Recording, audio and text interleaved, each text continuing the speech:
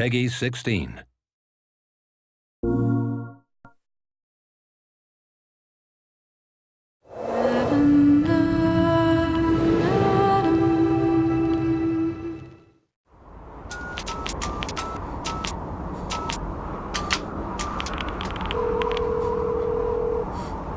Hello? Nathan? Jody? Jody, where are you? They're back. They're all around me. Good God, Jody, what's happening? When we start a project, I think especially with the games, it's a hard thing to kind of fully understand the size of it and the complexity of it, because it's something that you have to live and breathe. Games are just the same as films. You start off with stills or the actual artwork that's drawn inspiration to them. Getting the same information as a film about the characters and their background and the colours of the game and the general just feel of it is how normally it starts. But it instantly sort of transpired that this was slightly more ambitious and this was slightly more interesting than other things we had looked at in the past. The way you tackle any of these things, you really try to know the life story of your character. And I think that's why, you know, especially this game is so interesting, because it is, you know, people ask, is it a film or is it a game? And there is no difference. Not to me. You could sit there and watch it as a film. So the way of trying to musically tell a story is the same process.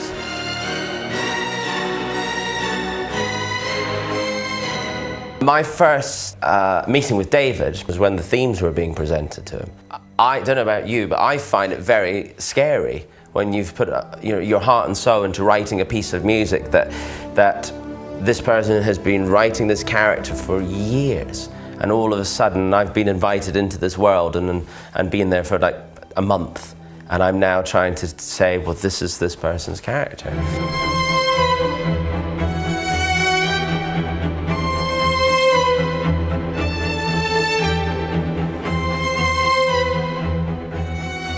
The Ellen Page character to David, you know, is very personal, and and he's lived and breathed the development of that character, and like the same, I'm sure, as if it had been a film. But with this game, it's very personal.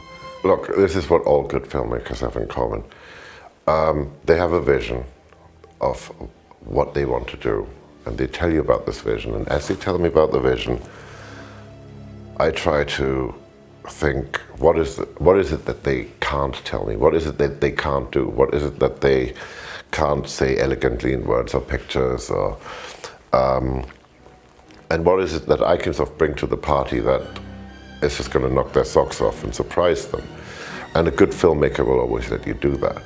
If you look at the like the 3 Dark Knight movies we did with Chris, we really, like each one, we put everything in, all of us. And went, okay, that's it, you know, can't possibly do another one. And then somebody would come up with like, well, maybe what if? I do try to create an environment around me that lets people tell me their worst ideas, you know, because they're usually their most secret and private and most precious ideas, and something cool will come from it. As games develop, as this new art form develops, we can become more cinematic. And as we become more cinematic, we can actually go and surpass what we have in the cinema. And I think that's interesting, because one of the reasons I really enjoy the whole gaming world is because we are looking for that next thing which can become immersive, that can involve us, that can really, in a way, go beyond entertainment. What annoys a lot of gamers sometimes is constant themes being used all the time. Because unlike a film, that your experience is an hour and a half, but with this game, some people sit there for 5-6 hours, and you don't want to kill them with this theme that keeps appearing all the time. So I think what the challenge with this game was to try to figure out a way of musically telling a story and having development of the characters, but not necessarily make it be repetitive. You know, the thing is that unlike a film, the only time you actually fully understand, I think with music, what we've managed to actually do is when you have the time to sit and play the game. Because we don't fully understand how much, you know, how it really will work out, especially with this game, because you're choosing different decisions constantly. Unlike some of the other games that we've worked on, you have a very clear vision of what the end story is. And with this, it's just so exciting because the story changes. So the music experience changes. So if Hans plays it tomorrow, he'll have a different experience musically and game-wise than I will. So it's always going to keep changing.